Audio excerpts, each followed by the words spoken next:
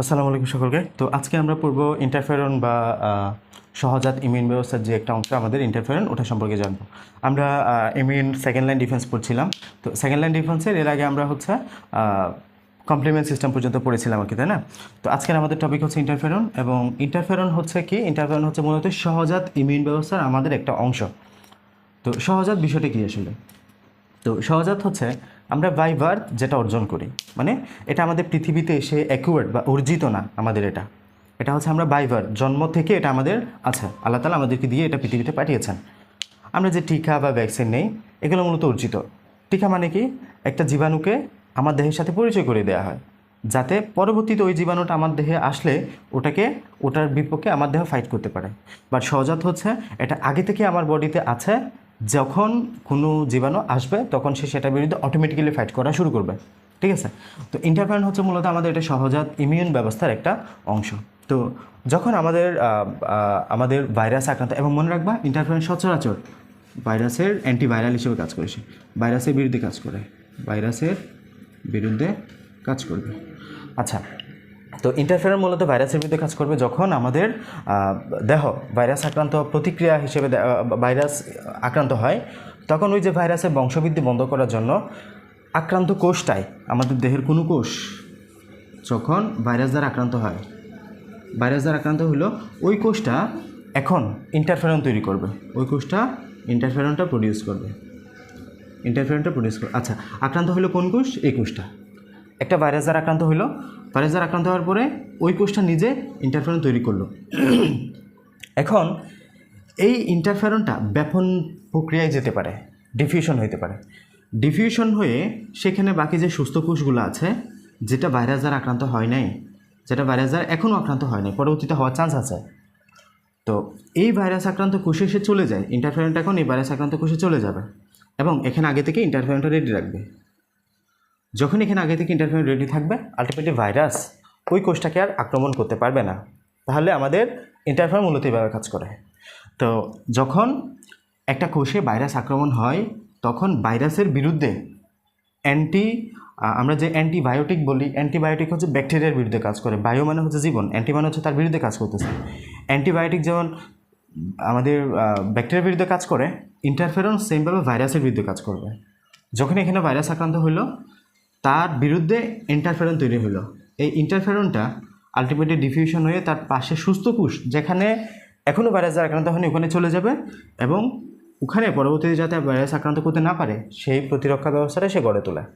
আচ্ছা, তো মূলত ইন্টারফেরন হচ্ছে সিগন্যালিং প্রোটিনের মাধ্যমে এই কাজটা করে থাকে, এটা আমাদের বই বলা ছিল যে। আচ্ছা, তো আমাদের ইন্টারফেরন চিকিৎসার কাজেও ব্যবহৃত হতে আমরা দেখি, এটা আমাদের চিকিৎসার কাজে ব্যবহৃত হয়।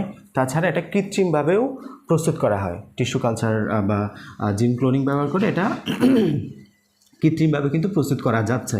কৃত্রিমভাবে প্রস্তুত করা যায় আমাদের ইন্টারফেরনটা কিন্তু কৃত্রিমভাবেও প্রস্তুত করা যায়। তো কৃত্রিম উপায়ে যে ইন্টারফেরনগুলো আমরা সচরাচর তৈরি করি, সেগুলো হচ্ছে ইন্টারফেরন আলফা, ইন্টারফেরন বিটা। ঠিক আছে, ইন্টারফেরন আলফা এবং interferon beta. Interferon alpha, interferon beta এগুলো তৈরি করা হয় এবং এগুলো আমাদের হ্যাপাটাইটিস যে সি ভাইরাস আছে, হ্যাপাটাইটিস সি ভাইরাস এর বিরুদ্ধে কাজ করতে পারে। হ্যাপাটাইটিস সি ভাইরাস হচ্ছে তুষের আগুন বলা হয়, সেটা খুবই ভয়াবহ। হ্যাপাটাইটিস অন্যান্য যে অন্যান্য টাইপ আছে হ্যাপাটাইটিসের, এগুলোর চাইতে। তো যে ইন্টারফেরন আলফা, ইন্টারফেরন বিটা, এগুলো হ্যাপাটাইটিস সি ভাইরাসের বিরুদ্ধে কাজ করে এবং আলটিমেটলি ভাইরাল সংক্রমণের বিরুদ্ধে আমাদের দেহকে রক্ষা করে। তো এটা হচ্ছে ইন্টারফেরনের মূল থিম, যেটা সহজাত ইমিউন ব্যবস্থার একটা অংশ। অটোমেটিক্যালি আমাদের দেহ থেকে আল্লাহ তাআলা আমাদেরকে দিয়ে রেখেছেন, যেটা ভাইরাসের বিরুদ্ধে কাজ করে। যখনই ভাইরাস আক্রান্ত একটা কোষ, তখন সে ইন্টারফেরন তৈরি করে, পাশের কোষে ছড়িয়ে পড়ে, দেন সেটাকে আমাদের রেডি করে জাস্ট যাতে ভাইরাস আক্রমণ করলে সে প্রতিহত করতে পারে। এবং আলটিমেটলি সেটা আমরা এখন কৃত্রিমভাবে প্রস্তুত করছি, যেটা বলছি ইন্টারফেরন আলফা, ইন্টারফেরন বিটা, যেটাকে হ্যাপাটাইটিস সি ভাইরাসের বিরুদ্ধে জাস্ট প্রতিরোধক্ষম করে তুলেছে। তো এখন আমরা পড়ব জ্বর বা আমাদের দ্বিতীয় প্রতিরক্ষা ব্যবস্থার সর্বশেষ ধাপ, জ্বর বা ফিভার। জ্বর বা ফিভার কি?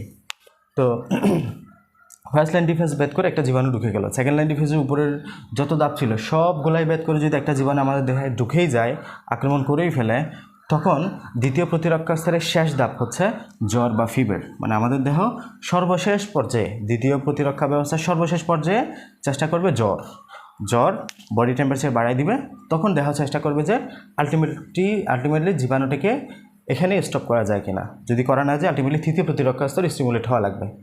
আচ্ছা, ফিভার, তো এটা হচ্ছে আমাদের দৈহিক তাপমাত্রা যখন স্বাভাবিকের চাইতে বেশি হয় তখন আমরা কি সেটাকে জ্বর বলি। তাহলে দৈহিক টেম্পারেচার বা তাপমাত্রা, দৈহিক তাপমাত্রা যখন স্বাভাবিকের চাইতে বেশি হয় তখন সেটাকে আমরা কি বলি, জ্বর বলি। তাহলে দৈহিক তাপমাত্রা যখন স্বাভাবিকের চেয়ে বেশি হবে তখনই সেটাকে আমরা বলি জ্বর। বুঝে গেছে? এটা হচ্ছে দ্বিতীয় প্রতিরক্ষার আমাদের সর্বশেষ স্তর। এটা হচ্ছে সর্বশেষ স্তর এবং সবচেয়ে গুরুত্বপূর্ণ স্তরগুলোর মাঝে অন্যতম। সর্বশেষ স্তর দ্বিতীয় প্রতিরক্ষা স্তরে, সেটা হচ্ছে জ্বর, এবং সবচেয়ে গুরুত্বপূর্ণ স্তরগুলোর মাঝে এটা অন্যতম।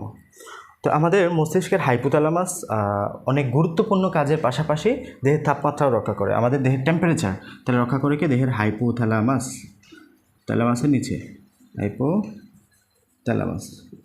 হাইপোথ্যালামাস দেহের তাপমাত্রা রক্ষা করে, নিয়ন্ত্রণ করে আর কি,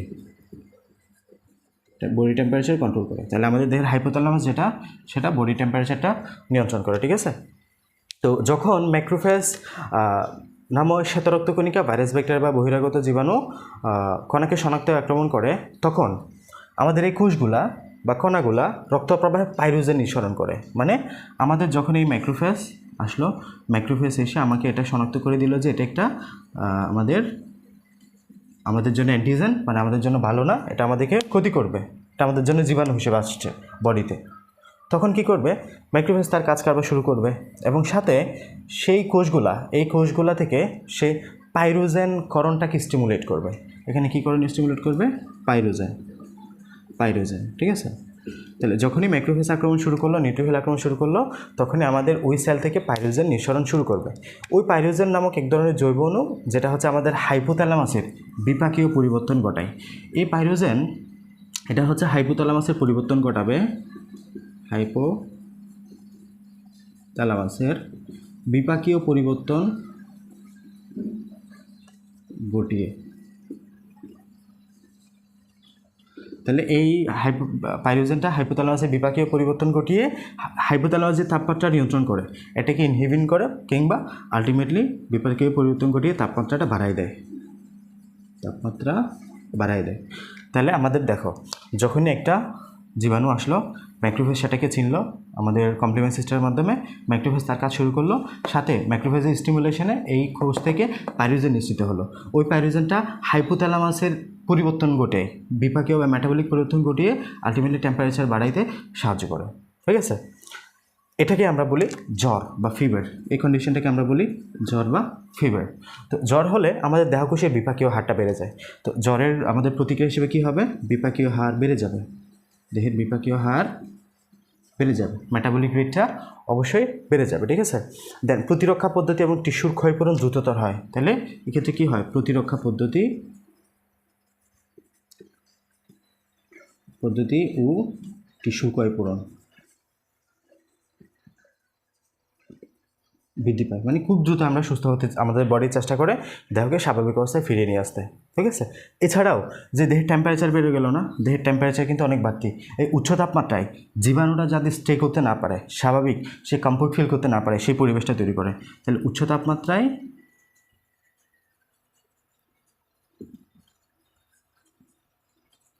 জীবাণুর কমফোর্ট জোনকে জীবাণু বাঁচতে পারে না, এটা বলতে পারো। সবগুলো তো আর মানে এটা মানবে না, অনেকগুলো দেখা যাবে যে স্বাভাবিক জ্বর হলে উচ্চ তাপমাত্রা যখন হয়ে যায়, এটার জন্য স্বাভাবিক পরিস্থিতি আর থাকে না জীবাণুর জন্য। ঠিক আছে? আচ্ছা, তো আলটিমেটলি ওই যে উচ্চ তাপমাত্রা অবস্থায় জীবাণুর বাঁচতে কষ্ট হয়ে যায় বা কষ্টসাধ্য হয়, এবং আমাদের বডি চেষ্টা করতেছে যাতে ওটাকে আমাদের দেহের জন্য, দেহ থেকে এটাকে নিষ্ক্রিয় করে ফেলা যায় ওই জীবাণুটাকে। তো জ্বর কিন্তু অবশ্যই ভালো, জ্বর হওয়াটা অবশ্যই ভালো। জ্বর হওয়া মানে কি আমাদের দেহ চেষ্টা করতেছে আমাদেরকে দ্রুত সুস্থ করার জন্য। তো জ্বর হলেই যে আমরা দ্রুত মেডিসিন নেবো তা না। জ্বর হলে আমাদের বডিকে চেষ্টা করতে একটু সময় দেওয়া দরকার। আল্লাহ তাআলা আমাদেরকে যে মেকানিজমটা বা যে পদ্ধতিগুলো দিয়েছেন এগুলোকে যথেষ্ট সময় দেওয়া দরকার না? তাহলে জ্বর হবে এই প্রসেসগুলো হওয়ার জন্য, যেই প্রসেসগুলো হওয়া দরকার আমাদের ওই জীবাণুটাকে ধ্বংস করার জন্য। তাহলে জ্বর হলেই যে আমরা মেডিসিন নিয়ে ফেলবো, অ্যান্টিবায়োটিক নেবো তা কিন্তু না। অ্যান্টিবায়োটিক কাজই করবে না যখন সেটা আমাদের এখানে ভাইরাস আক্রান্ত জ্বর হবে, ঠিক আছে? ব্যাকটেরিয়া দ্বারা আক্রান্ত হলে অ্যান্টিবায়োটিক কাজ করবে, ঠিক আছে? ওকে, তাহলে আমরা বুঝলাম জ্বর হওয়া অবশ্যই ভালো, উচ্চ তাপমাত্রায় জীবাণু বাঁচতে পারে না এবং এই পরিবেশের সৃষ্টি করে। ওকে, তো যখন আসলে আমাদের এখানে জ্বর শেষে পাইরোজেন ক্ষরণ বন্ধ হয়ে যাবে তখন তাপমাত্রা আবার স্বাভাবিক অবস্থায় ফিরে আসবে। তখন আলটিমেটলি আমাদের এই মেকানিজমের মাধ্যমে যদি জীবাণুটা পরাস্ত হয়ে যায়, জীবাণুটা পরাস্ত হয় তাহলে আলটিমেটলি পাইরোজেন করণটা বন্ধ হয়ে যাবে। যে পাইরোজেন করণ বন্ধ হয়ে যাবে, দেহ স্বাভাবিক অবস্থায় আবার ফিরে আসবে। তাহলে আমরা দুইটা ধাপ নিয়ে পড়লাম, একটা হচ্ছে ইন্টারফেরন এবং সেকেন্ড ওয়ান হচ্ছে জ্বর বা ফিভার। ইন্টারফেরন হচ্ছে আমাদের সহজাত ইমিউন ব্যবস্থার একটা অংশ যেটা ভাইরাসের বিরুদ্ধে কাজ করবে। এরপরে আমরা পড়লাম হচ্ছে ফিভার, যেখানে আমাদের দৈহিক তাপমাত্রা স্বাভাবিকের চেয়ে যখন বেশি তখন আমরা তাকে জ্বর বলি এবং এটা হচ্ছে মূলত দ্বিতীয় প্রতিরক্ষা ব্যবস্থার একদম সর্বশেষ স্তর। তো আমাদের দেহের তাপমাত্রা বা টেম্পারেচার যেটা নিয়ন্ত্রণ করে সেটা হাইপোথ্যালামাস কর্তৃক হয়ে থাকে। যখনই কোনো জীবাণু আমাদের আক্রমণ করে ম্যাক্রোফেজ সেটা শনাক্ত করে পাইরোজেন নিঃসরণ করে। ওই পাইরোজেনটা হাইপোথ্যালামাসের পরিবর্তন ঘটায়, যেটার মাধ্যমে আলটিমেটলি আমাদের দেহের টেম্পারেচার বাড়ায় এবং জ্বর হয়।